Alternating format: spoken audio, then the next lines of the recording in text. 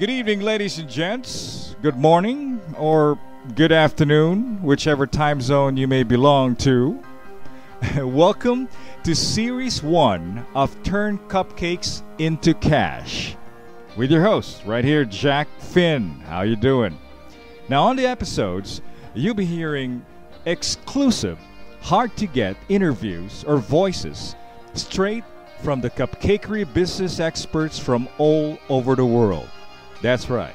So if you think you got what it takes, you got the knack or artistry, well, this one's for you. And by the way, you can actually get some your exclusive interviews.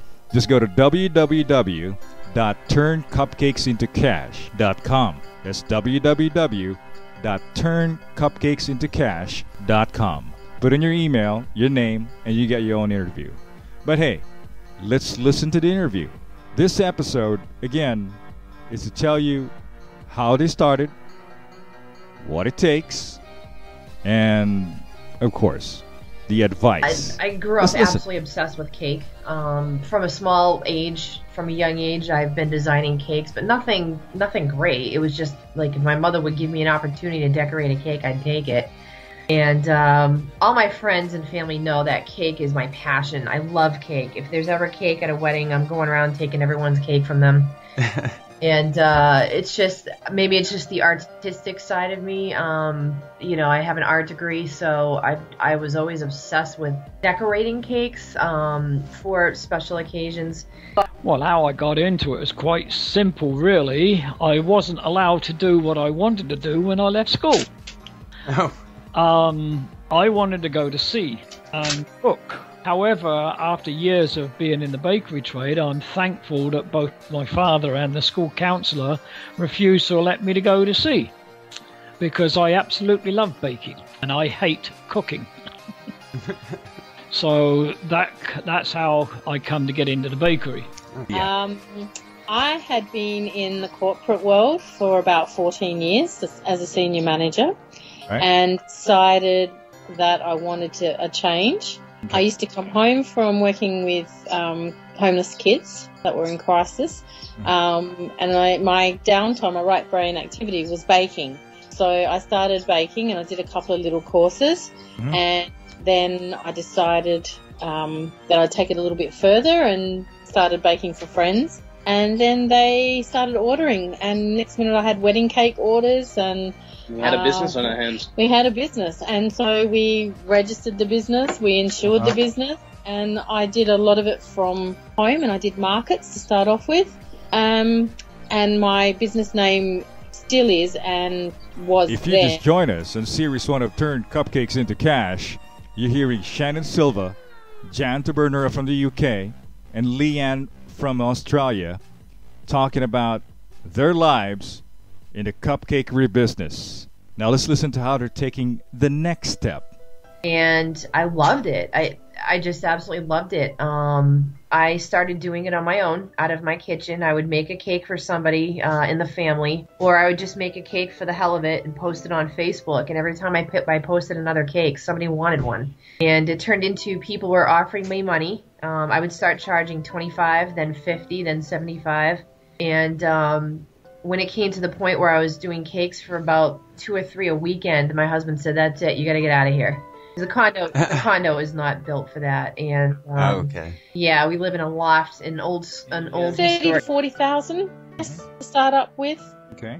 And we had to do a lot of renovations, and as I told you, the greaser has to cost quite a bit. We did have a lot of friends and family and friends of the family as well that are carpenters and electricians and that, so that helped out a lot as well. That cut down the cost. We had a master painter paint the building, and we had a bland ceiling rose, and he did work of art on it, and people walk in our doors and look straight up to the ceiling. I mean, that was all free. That was, I'll scratch your back, you scratch mine. So my family members, my dad, so he just has worked tirelessly helping us. He built rooms inside of rooms and, And now, surprisingly, if we need something done, usually the people that come into the shops are a picture frame or an electrician or a plumber. So if we've got a problem, they come in, they say, "Oh, give me a couple of coffees and we'll call it a day." So if you're going to start a shop, then obviously you need to know how many of these cupcakes you can sell a day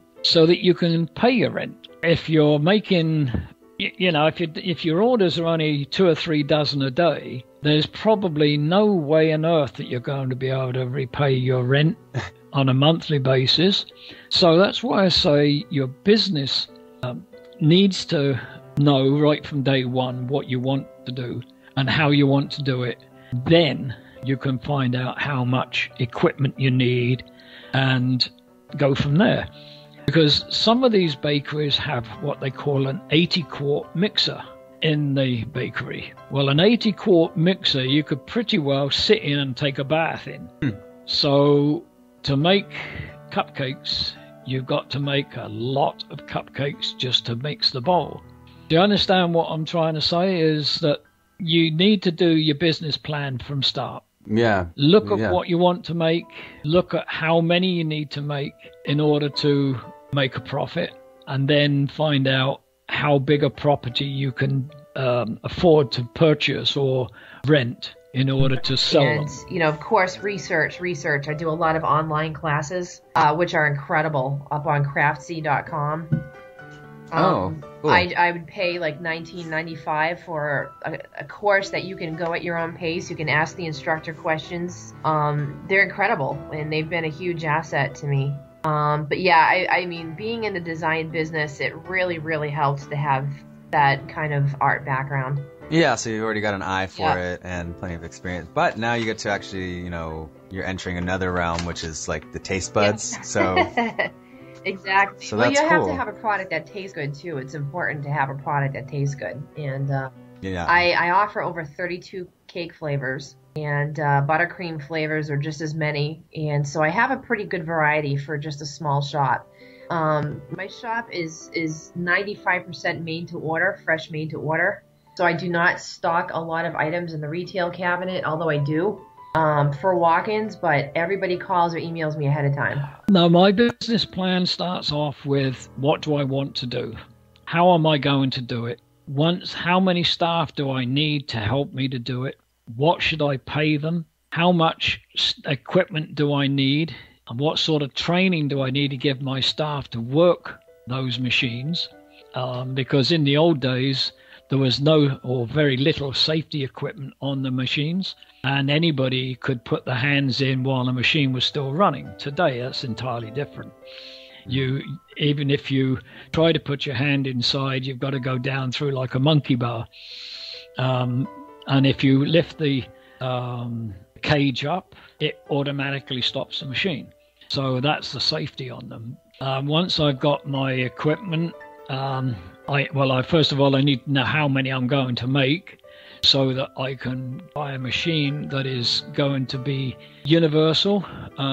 So that if I make bread in it, I can make cake in it, and I can make sponges or pies, pastries, whatever I need to make.